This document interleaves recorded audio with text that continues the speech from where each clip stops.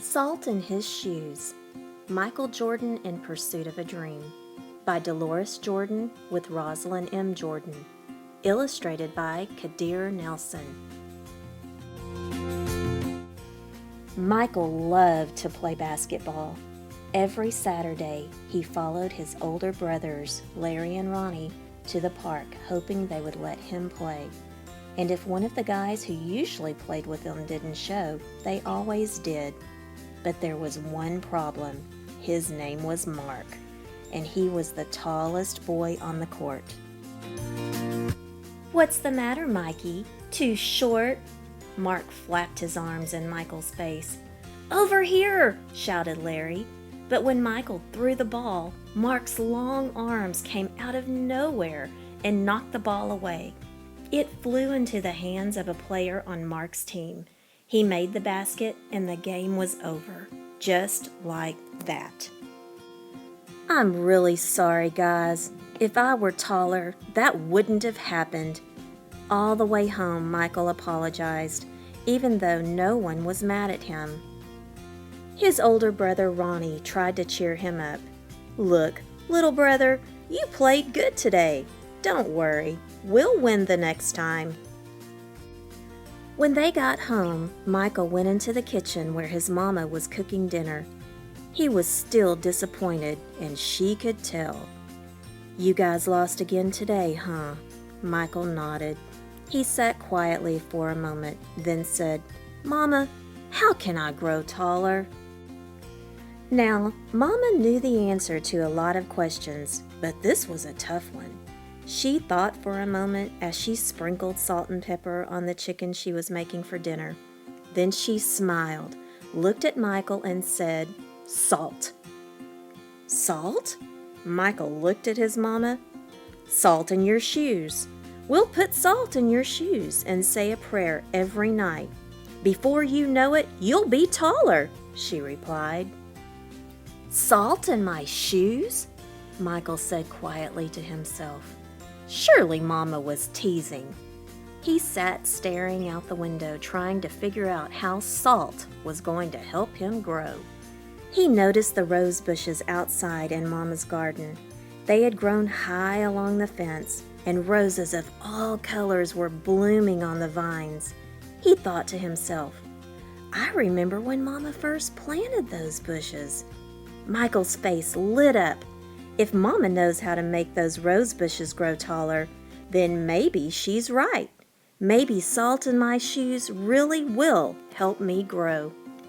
Growing more excited, Michael twirled around and started asking lots of questions. "Mama, how long will it take? And how tall do you think I'll get?" Smiling, Mama sat down next to him and explained, "In order for this to work, the most important things you have to do are be patient and listen to what I tell you, and say your prayers every night." Listening carefully, Michael shook his head. "Okay, Mama, I'll be patient. But what does saying my prayers have to do with it?" "Everything," Mama replied, and she hugged him. "Now, go wash up and tell your brothers and sisters to get ready for dinner." Michael dashed out of the kitchen, almost knocking over his father, who was walking in. "What's he up to now?" asked Daddy. "Oh, the usual," laughed Mama, "chasing a dream." Later during dinner, Mama noticed that Michael was barely eating anything. He was already daydreaming about being taller. "Michael, first things first. You won't grow if you don't eat, especially your vegetables," Mama said. "But I'm not really hungry," he said. Raising her eyebrows, Mama gave him a stern look. Slowly, Michael picked up his fork and began to eat. Minutes later, his plate was clean and he was asking for more. That evening at bedtime, Michael set his favorite game shoes on the floor next to the growth chart hanging on the wall. Then he put on his pajamas, said his prayers, and jumped into bed. When Mama came in, Michael was fast asleep. By the look on his face, she could tell he was already playing basketball in his dreams. Standing by his bed, Mama sprinkled salt in his shoes. Then she prayed quietly over him as she did all her children.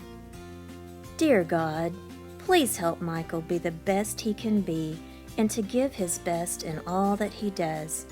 And Lord, could you please make him just a little bit taller tomorrow than he is today? Thank you and amen. After that night, Michael wore his favorite game shoes everywhere he went, even to church. And he stopped going to the park with his brothers on Saturdays. Instead, he stayed home and practiced. He wanted to grow a few more inches before he went back to the park. After 2 months of practicing and waiting patiently and praying, Michael stood next to the growth chart on his wall. Nothing. He hadn't grown an inch. He was disappointed, but he did not stop believing. I've just got to give it more time, like Mama said, Michael thought to himself. And that's what he did. 2 more months of practicing went by and still nothing. Now Michael was becoming a little sad. Not only had he not grown 1 inch, but he also missed playing basketball with Larry and Ronnie. About the only thing he didn't miss was being picked on by Mark. When the next Saturday came, his brothers tried to get Michael to go with them to the park, but he wouldn't budge. Mama had begun to worry. When she saw Michael sitting alone on the steps, she said to Daddy, "Maybe you should go out and talk to him." So Daddy went out and sat with Michael. "What's wrong, son? You haven't gone to the park with your brothers for a while now. Are you okay?" Michael didn't say anything at first. Then he looked at Daddy and said, "I thought I would at least be a few inches taller by now. I did everything Mama told me to do, but nothing's happened." "Michael, why do you want to be taller?" Daddy asked. "If I were taller, I'd be a great player, and I could help our team win," Michael answered.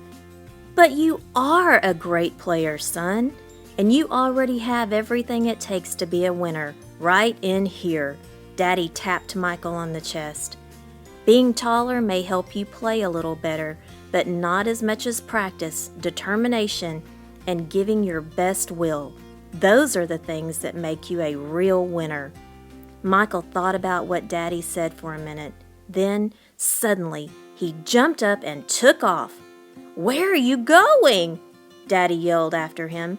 "I've got a game today, and I'm late," Michael yelled back. When Michael reached the park, the game had started. He sat on the bench hoping he would get a chance to play, and he did. The game was almost over and the score was tied when John, one of the guys on Michael's team, fell and hurt himself. Here was Michael's chance. Michael joined his team in the huddle as they gathered on the sideline for a timeout. "Okay, the game is tied. All we need is 1 point. Who wants to take the shot?" Ronnie asked. He looked in Michael's direction. Feeling more confident than ever, Michael said, "I'll do it." When the whistle blew and the game began, Mark began to pick on Michael as usual. "Still trying to play with the big boys, huh?" Mark taunted. But Michael paid him no attention.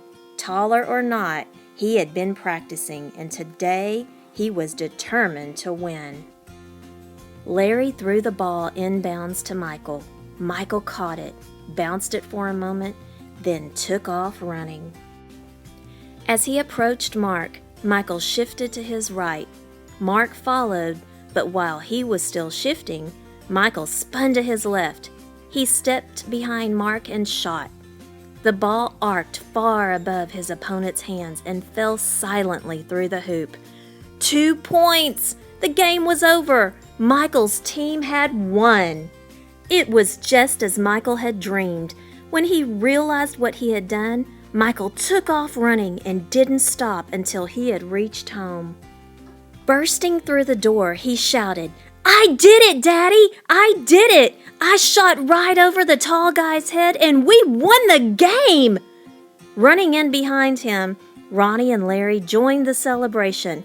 "That's right, little brother, you did it! You won the game for us." Michael remembered the look that Ronnie gave him during the last time out of the game and said, "No, we won the game, but I was the star." They all laughed. After that day, Mama stopped putting salt in Michael's shoes, but Michael did not stop being patient and working hard and praying. So that must be what made Michael grow up to be a 6 foot 6 inch tall basketball superstar.